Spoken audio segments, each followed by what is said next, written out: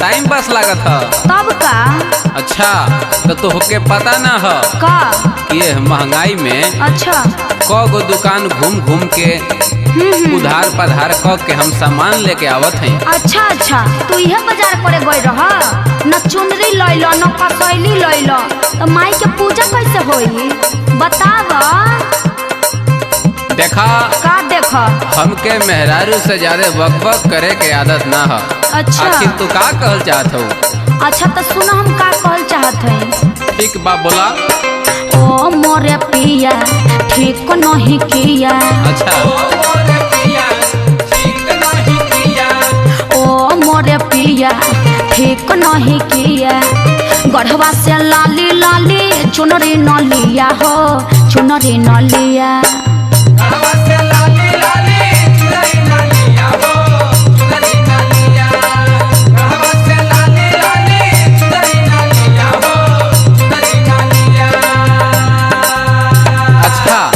तो तू यह कहत हो का तो के पता ना चलत है का कि हमरा लगे जहर खाए के पैसा ना हो। झूठ मत बोल। एगो टटरो रहला हाँ वो भी ढेर दिन से बैठले बा। ओहो हो बताव पैसा कहाँ से आई? हम वो सब नहीं जानत। अच्छा तो तू घरे में रह के फरमाइश करबी कि हमरो बतिया सुनबी? का बोलो ना। सुना हम बतावत हैं। हाँ सुनाब। कैसे बताइए धनी होखे ना कमाई बुझाई सब बुझाता बोले ना।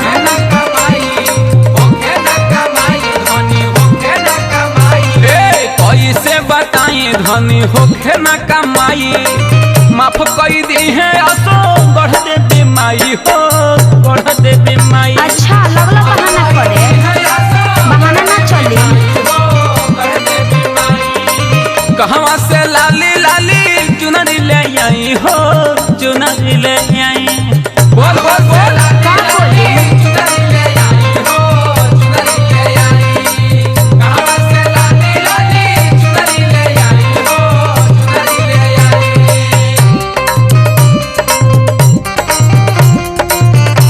Music by Tinku Tufan।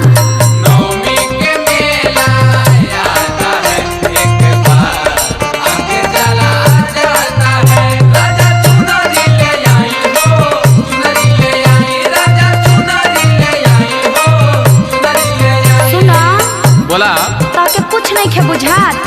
अच्छा हमके ना बुझा था। और का चुनरी ना लाइब तो माई के पूजाई कैसे होई? सुना बोला एगो काम करी है का माई के दुआरी पर जाके माथा टेक ली है। अच्छा निमन आइडिया बतावत हुआ। गढ़ देवी माई क्या कैसे मनाए भाखल रहे असो चुनरी चढ़ाए।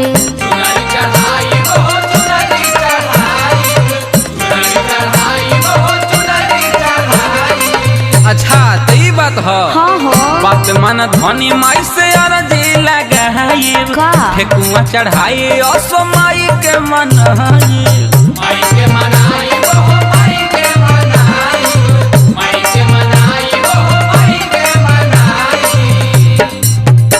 ए ओ मोरे पिया कसैली न लिया। ओ मोरे पिया कसैली न लिया ओ मोरे पिया कसैली न लिया। ओ मोरे पिया कसैली न लिया नगर से काहे नहीं नारियल लिया हो नारियल लिया।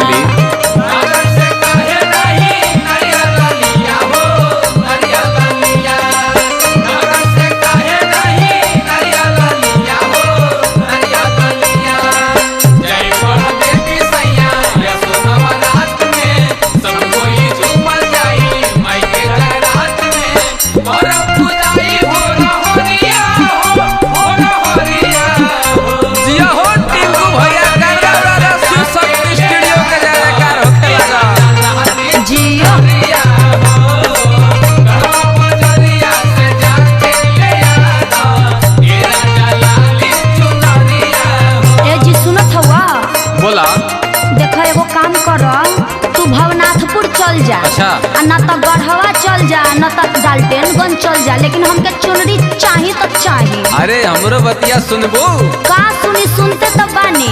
कहत हई बोला कि देखा का कमलेश जी, बिपिन जी, फरेश जी, गढ़वा से विकास जी, कुमार डिजिटल से ब्रजेश जी, सुधीर जी, सबके लगे घूम गईनी। हर केहू लोग ना दिलस। अब अच्छा तू मानत ना हो माने तो भी ना लागत था का कि लागत हमके पटना जाए के पड़ी। हाँ तो जाई ना। वहीं शिव शक्ति स्टूडियो में टिंकू तूफान भैया के लगे कुछ अच्छा गावल बजावल जाए तो कुछ पैसा होई तो हर चुनरी लेके आई। हाँ ये बात सही कहत हुआ। सुना पिया धनंजय जा तू भवनाथपुर बजरिया, कांडी से लेके आब पनवा सुपरिया।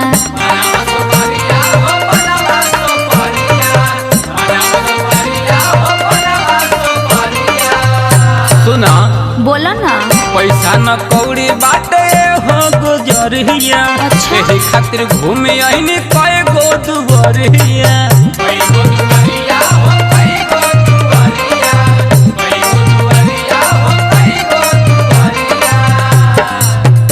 ए ओ मोरे पिया न श्रद्धा पूरा किया। हो जाई सब ठीक हो जाई। कहिया ठीक होई? अरे ओ मोरे पिया अब श्रद्धा पूरा किया, पटना से लाली लाली चुनरी ले लिया हो, चुनरी ले लिया। जियो राजा जियो है हमार सजनवा, माता रानी हमेशा तरह के खुश राखस। जियो